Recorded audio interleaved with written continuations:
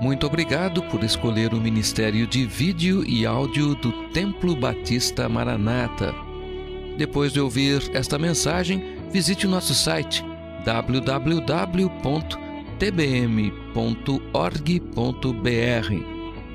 A nossa igreja oferece discipulado cristão, instituto bíblico e muitas oportunidades para o seu crescimento espiritual. Que Deus o abençoe. Maranata, ora vem, Senhor Jesus.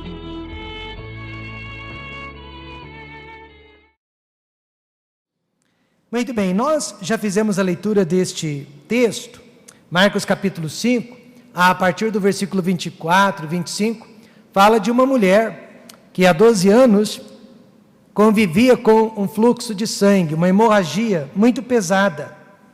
E esta doença, esta enfermidade, fazia dela uma mulher muito doente, muito fraca. Mas a fé dela, de acordo com Jesus Cristo, foi a causa de sua cura. Por isso, nesta noite, eu quero falar sobre a fé. Mas não é sobre qualquer tipo de fé, mas a fé que remove montanhas. E como saber se a minha fé é o tipo de fé que remove montanhas? Ou seja, o tipo de fé que realmente agrada a Deus? Precisamos fazer 2 tipos de pergunta. A primeira delas é se eu já tive uma experiência pessoal com Jesus. Será que eu me lembro daquele dia que tive um encontro pessoal com Deus? E através daquele encontro, eu recebi Jesus Cristo como meu único e suficiente Salvador, e não só Salvador, mas Senhor da minha vida?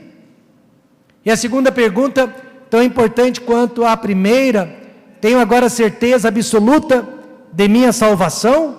Se morrer hoje, tenho certeza que vou diretamente para o céu? Já fui lavado no precioso sangue do Senhor Jesus Cristo? A história da mulher que foi curada do fluxo de sangue é uma figura perfeita dessas 2 perguntas. 12 anos, a Bíblia diz, gastando dinheiro e tempo com os médicos. 12 anos de sofrimento físico que foram resolvidos em apenas 1 segundo. Quanto tempo demora para tocar na roupa de Jesus? E foi exatamente aquele tempo necessário para que ela fosse curada de sua enfermidade. Agora deixe-me dizer que os métodos de Deus mudam de acordo com a dispensação em que nós estamos vivendo, mas os alvos de Deus jamais mudaram. E o maior alvo de Deus é a salvação de almas perdidas. Em segundo lugar, vem abençoar os homens através da verdadeira fé.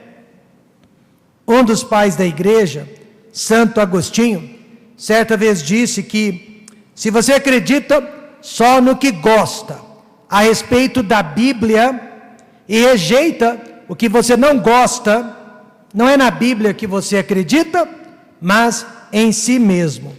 Há pessoas que têm fé na sua fé, e esta não é a fé verdadeira. A mulher do nosso texto, que foi curada de sua enfermidade, não tinha fé em si mesma, não tinha fé na sua fé, mas ela tinha fé apenas na pessoa do Senhor Jesus Cristo. Vejamos, no versículo 24, o texto nos fornece uma demonstração de fé.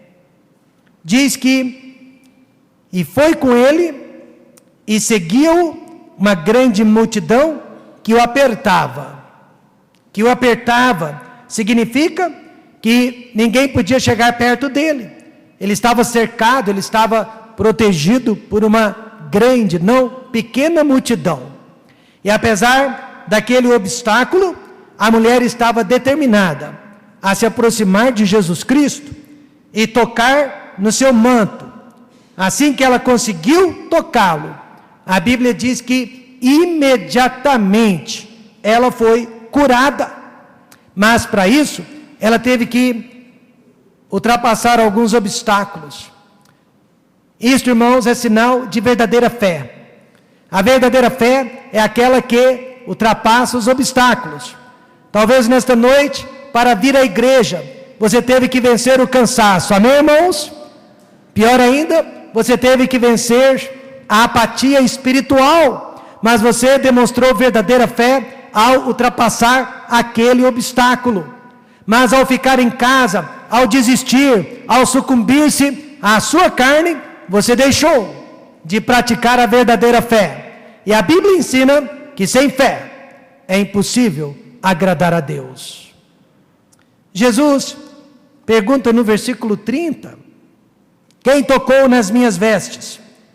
E os discípulos acharam aquela pergunta absurda. Mas como que o Senhor pergunta quem tocou nas suas vestes? O Senhor está cercado, apertado por uma grande multidão, todos estão tocando nas suas vestes, mas Jesus, ele sabia qual era a diferença de um empurrão, qual era a diferença de um toque sem fé, em relação a um toque de fé. Todos estavam tocando em Jesus, todos estavam apalpando Jesus, mas apenas uma mulher tocou Jesus Cristo da forma certa e tocou Jesus Cristo com fé. Portanto, não basta apenas tocar em Jesus Cristo, porque nós viemos a um culto no domingo à noite. Não basta apenas tocar em Jesus Cristo, porque nós viemos no culto de oração dos homens e das mulheres. Não basta apenas tocar em Jesus Cristo, porque nós cantamos junto com a igreja. É importante que toda vez que você toque em Jesus Cristo, você o toque com o toque da fé. O que levou a mulher a demonstrar tamanha fé? Em primeiro lugar, foi a sua grande necessidade. A Bíblia diz que havia 12 anos, tinha um fluxo de sangue. E esse sangue, irmãos, não só a prejudicava fisicamente, mas também fazia dela uma mulher imunda, de acordo com a lei mosaica. Quem tocasse nela, tornava-se imundo como ela. Por isso eu acredito, ela veio, escondido, na surdina, tentando tocar em Jesus Cristo, porque ela sabia que ao tocá-lo, ele também se faria imundo como ela. Mas o que aconteceu foi exatamente ao contrário. Quando ela tocou em Jesus Cristo, ela ficou limpa. Amém, irmãos? E assim também não importa quão imundo nós sejamos, quão sujo nós estejamos, mas a partir daquele momento, que através da fé, nós tocamos no Filho de Deus, Ele nos limpa e nos purifica de todo o pecado. Ela demonstrou a sua fé. Certamente, ela sofria preconceitos. Veja como que a lei de Moisés era severa contra esse tipo de situação, que nem culpa da pessoa era. Levítico 15, 25 diz: também a mulher, quando tiver o fluxo do seu sangue, por muitos dias fora do tempo da sua separação, ou quando tiver fluxo de sangue por mais tempo do que a sua separação, todos os dias do fluxo da sua imundícia será imunda, como nos dias da sua separação. Então ela foi considerada imunda por 12 anos de sua vida. Isso dentro de uma sociedade judaica. Ela sofreu muitos preconceitos. E o Evangelho de Marcos ainda nos diz que ela só piorava, nunca melhorava, mas a cada ano piorava ainda mais o seu estado. Assim começa então a verdadeira fé de uma pessoa, no nosso desespero. A verdadeira fé de uma pessoa, ela se inicia num lugar chamado desespero, no fundo do poço, no fim da nossa resistência. A fé verdadeira surge da nossa humildade e capacidade de reconhecer a nossa fragilidade e nos momentos mais difíceis de nossa vida. Eu sei que a maioria de nós possui um plano de saúde, e eu sei que a maioria de nós acredita na tecnologia e na ciência. Mas há 3 perguntas, há 3 problemas para os quais a ciência não tem resposta, não tem solução. E a primeira questão para a qual a ciência não tem solução é a maldade do ser humano. A ciência não consegue explicar por que um débil mental, por que um homem maldoso Porque o maníaco matou mais de 6 pessoas recentemente e em seguida decapitava aquelas pessoas. A ciência não tem explicação para o maníaco de Goiânia, que matou supostamente 39 ou mais pessoas, dentre elas a maioria moças. A ciência não tem explicação para isso, a ciência não tem solução para isso, a ciência não tem explicação para o sofrimento do ser humano, e a ciência não tem explicação para a morte dos homens, não tem solução para esses problemas com os quais nós estamos lidando todos os dias. Então, é só quando nós reconhecemos que a esperança não está no dinheiro, a esperança não está na ciência, mas a esperança está em Deus, é que nós estamos prontos para demonstrar a verdadeira fé, que pertence somente a Deus. Uma pessoa estava tão deprimida, que chegou a dizer para o seu médico: eu me sinto, doutor, dentro de um túnel escuro. Quando penso que estou vendo a luz, descubro que é uma locomotiva vindo em minha direção. Para as pessoas assim, Jesus diz: vinde a mim, todos vós que estáis cansados e oprimidos, e eu vos aliviarei. Quantos acreditam nisso? Mas, às vezes, nós somos tão egoístas, tão orgulhosos e tão teimosos, que corremos para Deus apenas quando todos os outros recursos falharam. E Ele então se torna a nossa única esperança. Mas eu tenho uma boa notícia para lhe dar: Ele não é o último recurso, Ele é o primeiro. Amém, irmãos? Ele é a primeira pessoa para quem corremos na hora do desespero. Um incêndio se espalhou num edifício da cidade de Nova York. Uma moça cega estava presa no 4º andar. E os bombeiros não sabiam como tirá-la de lá, pois ela não enxergava. Seu pai chegou e lá de baixo ele gritou para a filha que havia uma rede bem abaixo dela e que assim que ele desse a ordem, ela deveria pular, mesmo sem ver, mas ela deveria pular, confiando apenas na palavra de seu pai. Assim que chegou o momento certo, ele disse: pule! E aquela menina cega pulou, caindo sobre uma rede. Não machucou nenhum músculo do seu corpo, não quebrou nenhum osso de seu corpo, porque confiou completamente na voz de seu pai. Assim também, quando o homem não tem mais para onde correr, ele está pronto para se aproximar de Deus, como nunca se aproximou dele antes. O que levou a mulher a buscar a ajuda do Senhor? Bem, a sua grande necessidade. Eu espero que Deus não permita uma grande necessidade na minha vida para que eu o busque. Ao contrário, eu quero buscá-lo durante o tempo de paz. Mas uma grande necessidade levou aquela mulher a tocar no Senhor Jesus Cristo. Não só isso, em segundo lugar, as boas notícias que ela ouviu. Ela ouviu falar de Jesus, o que ele estava fazendo pelas multidões. O verso 27 diz: ouvindo falar de Jesus, veio por detrás, entre a multidão, e tocou na sua veste. É fácil ler, mas não foi fácil para ela passar por entre a multidão e tocar na pessoa de Jesus.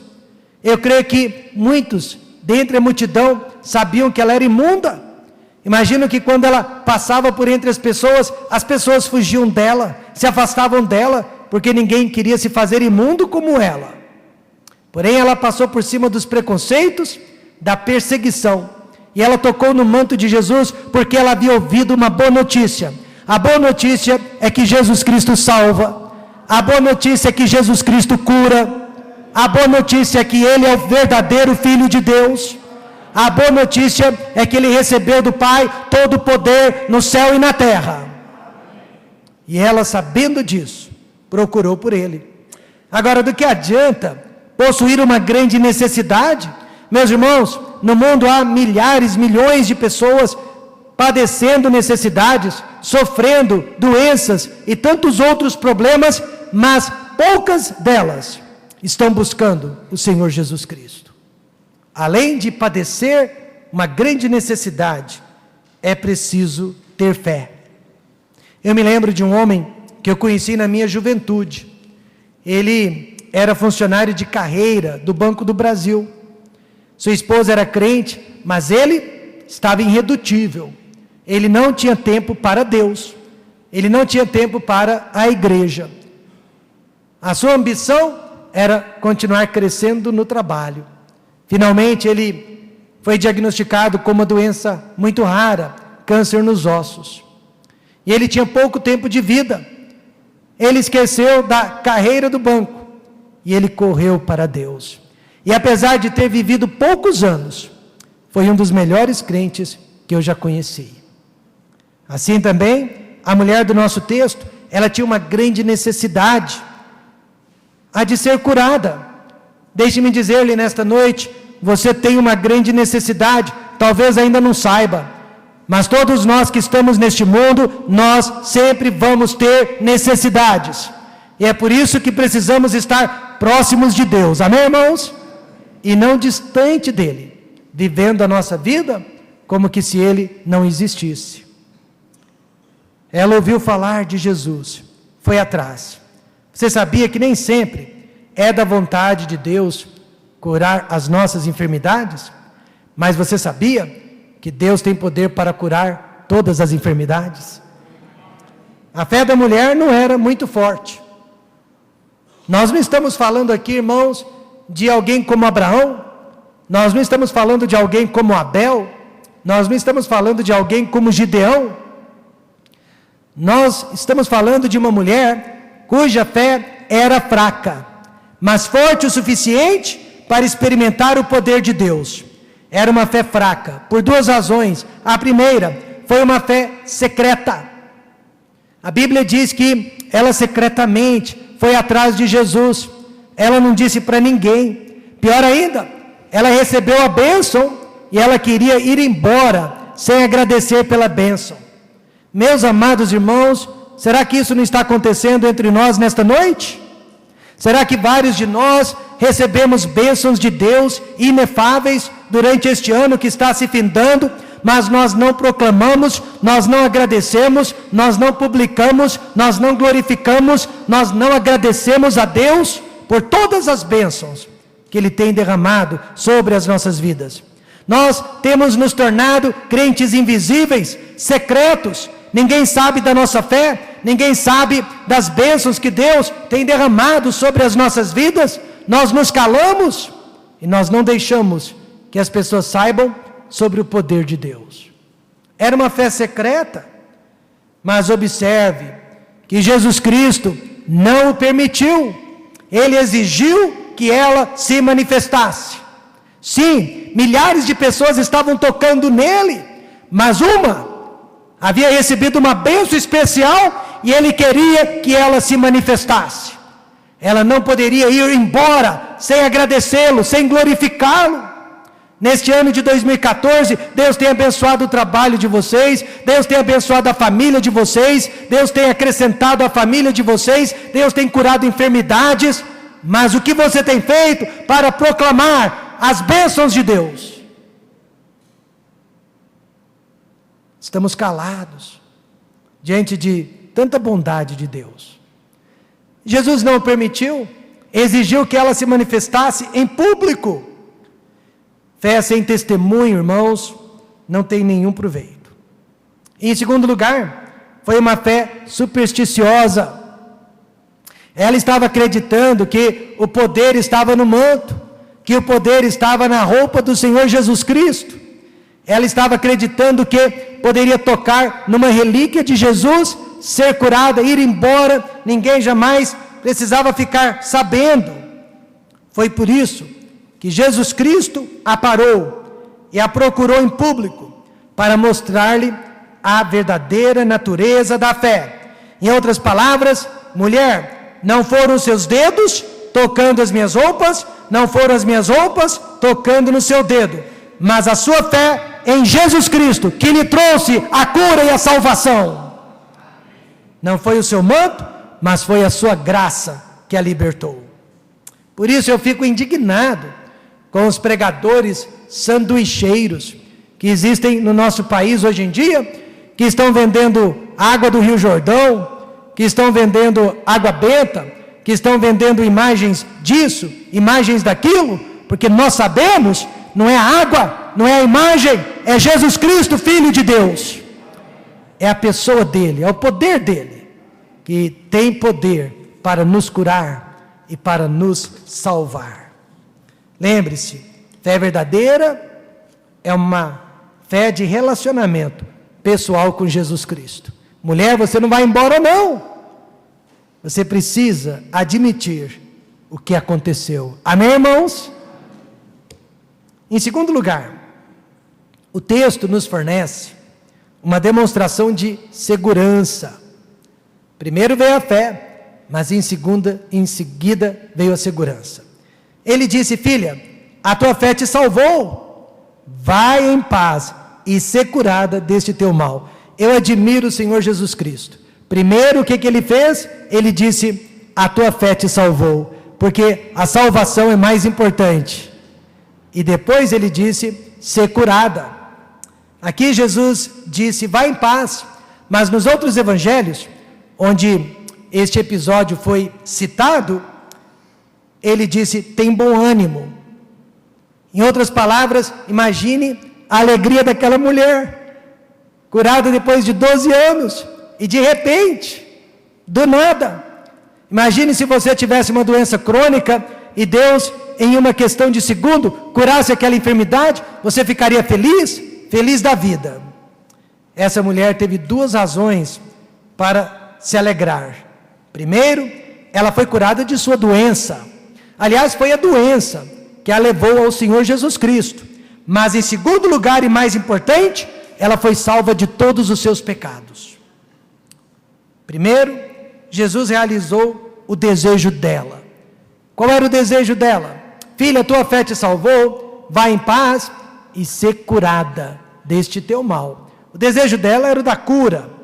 Sabe o que Deus promete? No Salmo 37, versículo 4. Deleita-te também no Senhor, e te concederá os desejos do teu coração. De novo, quantos acreditam nisso?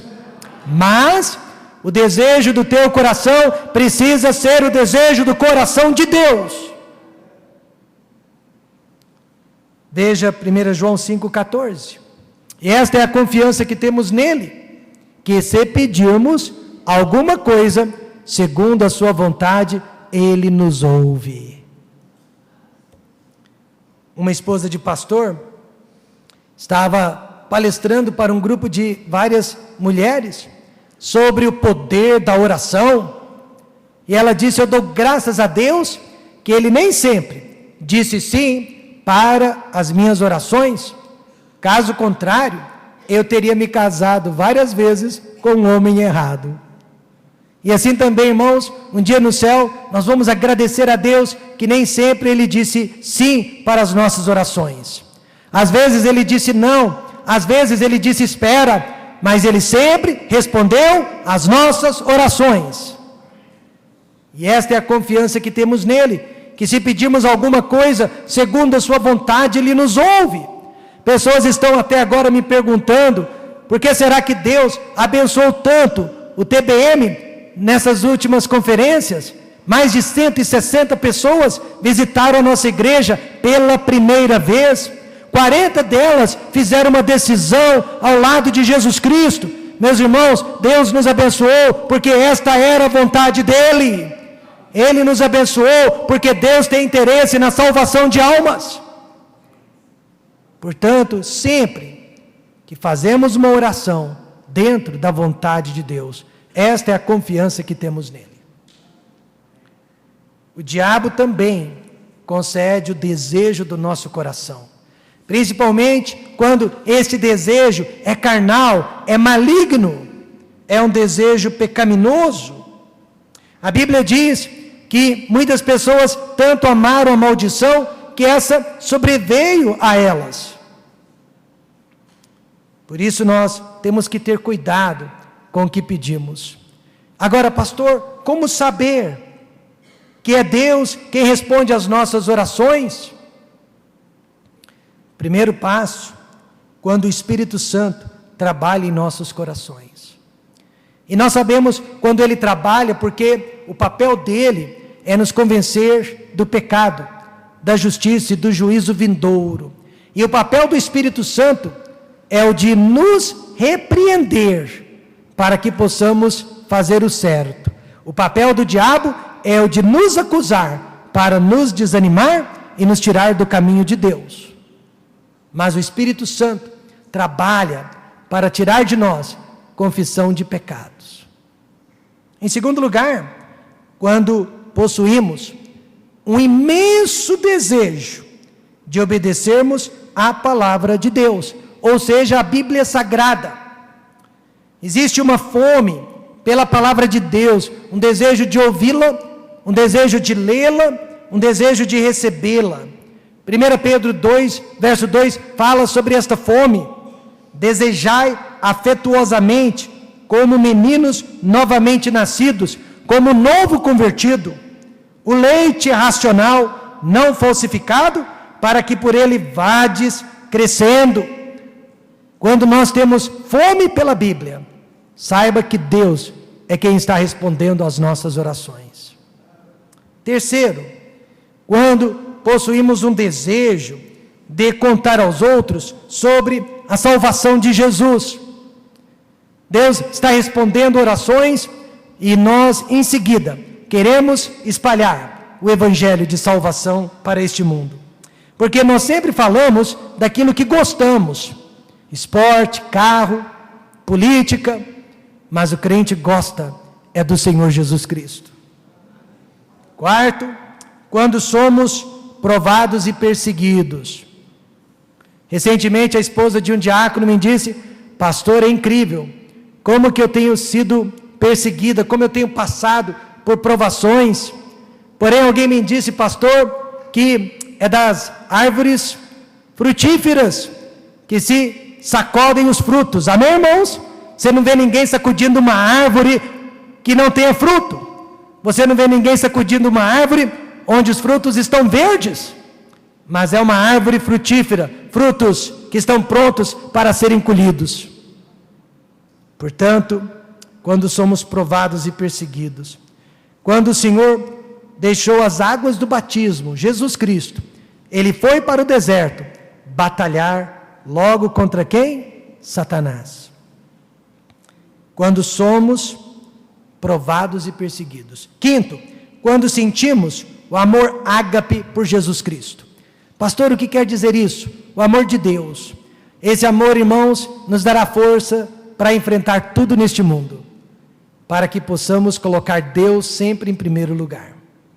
Quando nós desejamos a companhia do povo de Deus, mais do que tudo. Quando a igreja se torna parte vital do nosso ser e da nossa vida, pode ter certeza que Deus está respondendo suas orações. E por último, quando nós sentimos fome pelo que é certo e não pelo que é errado, pode ter certeza, Deus está respondendo às suas orações. A mulher ficou muito feliz, porque Jesus Cristo realizou o desejo do seu coração, desejo este que já durava 12 anos. E a segunda razão de sua alegria, Jesus salvou a alma dela. Filha, a tua fé te salvou. Não mais a tua fé no meu manto, mas a tua fé em mim. A Bíblia diz que quando ele exigiu que ela se apresentasse, ela, temendo medo da multidão e tremendo, disse: fui eu, Senhor. Ela sabia que era ela. Não podemos prometer que Jesus vai curar todas as enfermidades, mas podemos prometer e garantir que Ele pode salvar qualquer pessoa. Ah, pastor, mas eu ouvi dizer que Jesus Cristo só pode salvar aqueles pelos quais Ele morreu. É verdade, Ele só pode salvar aqueles pelos quais Ele morreu. E por que Ele morreu? A minha Bíblia diz: porque Deus amou o mundo de tal maneira que deu seu Filho unigênito, para que todo aquele que nele crê não pereça, mas tenha vida eterna. Ele morreu pelo mundo, amém, irmãos? Portanto, eu garanto, ele pode salvar qualquer pessoa. Além disso, 1 Timóteo 2,4 diz que quer que todos os homens se salvem, e não apenas alguns, mas todos, e venham ao conhecimento da verdade. Mas qual é a verdade? A verdade não é daquela igreja, não é desta igreja, a verdade é da palavra de Deus, e a verdade é que Jesus Cristo morreu pelos nossos pecados, foi sepultado, mas ele ressuscitou ao terceiro dia. E esta verdade salva e liberta o pecador. Um menino adentrou a cozinha de sua mãe com uma das mãos muito suja, dentro da cozinha, e a mãe disse: meu filho, o que você está fazendo aqui com essa mão tão suja? Ele disse: mãe, eu só quero pegar um utensílio. Ela disse: não com essa mão suja? O que você vai fazer a respeito disso? Ele disse: vou limpar esta mão com a outra mão. Mas o que acontece? Quando uma mão limpa uma mão suja, as duas mãos ficam sujas, não é verdade? E é assim que muitas pessoas estão tentando servir a Deus. Elas podem ver o pecado em suas vidas, elas podem ver a maldade em seus corações, mas acham que podem dar um jeitinho nisso, através da religião, através das boas obras. Porém, quanto mais tentam se limpar, mais sujas ficam. Só existe uma solução para a nossa sujeira: receber o sangue do Senhor Jesus Cristo. É só o sangue de Cristo que pode nos lavar dos nossos pecados. Essa é a verdade. Cristo morreu por todos os nossos pecados. Foi sepultado e ressuscitou ao terceiro dia. Então a fé que remove montanhas, não é aquela fé que vai mudar o Monte Everest do seu lugar. A fé que remove montanha é aquela fé que vai mudar você de lugar. Vai tirar você de onde você está, para que você venha para mais próximo de Deus. A fé que remove a montanha do lugar é aquela que remove todos os nossos pecados, através do arrependimento. A fé verdadeira surge através de uma experiência pessoal com Jesus Cristo e nos garante a certeza de salvação. Veja, Efésios 2:8, porque pela graça sois salvos, por meio da fé. E isto não vem de vós, é dom de Deus. Portanto, fé é um presente de Deus. Pastor, eu não tenho tido fé. Peça, mas não duvidando. E Ele vai colocar fé dentro do seu coração. Fé é um presente de Deus, assim também é o ar. Mas você precisa respirá-lo. Assim também é o pão, mas você precisa comê-lo. E assim também é a água, mas você precisa bebê-la. Assim também é Jesus Cristo, mas você precisa aceitá-lo. Recebê-lo completamente em sua vida. Então, como aceitamos a fé? Não através de sentimentos. Você se sente bem todos os dias? Não. Nós aceitamos a fé através da Bíblia, da palavra de Deus. Porque a fé vem pelo ouvir, e o ouvir pela palavra de Deus. Fé vem quando nós aceitamos a palavra de Deus. Visitando um crente ausente dos cultos da igreja já por algum tempo, eu disse: sua fé não deve estar indo muito bem. Mas como que o senhor sabe disso? Porque para a fé ir bem, você precisa estar sempre ouvindo a palavra de Deus. Romanos 10:17. Porque a fé vem pelo ouvir, e o ouvir pela palavra de Deus. 2015 precisa ser um ano de fé. Quantos concordam com isso? Uma fé verdadeira, uma fé genuína, uma fé que cause transformação em nossas vidas, uma fé que possa nos mover do nosso lugar, uma fé que seja proclamada, anunciada uma fé que seja propagada. Mas não espere ter uma grande necessidade para buscar por esta fé. Busque por esta fé nesta noite, enquanto você está no topo da montanha, porque quando você descer no vale, vai ser muito melhor, vai ser muito mais fácil. Cada um de nós tem uma montanha para remover do lugar, não tem? Deus pode. Hoje à noite, antes de vir para a igreja, nós cantamos dentro do carro: Ele pode, Ele pode, Ele pode. Eu sei que Ele pode. Eu sei que meu Jesus pode me salvar. Pode me salvar do pecado, pode me salvar da enfermidade, pode me salvar da depressão, pode me salvar dos problemas emocionais, dos problemas materiais, pode me salvar do medo e pode salvar as pessoas que eu amo também. Só precisamos tocar nele. Mas como? Através da fé. Através da fé. Vamos fechar os olhos e vamos orar.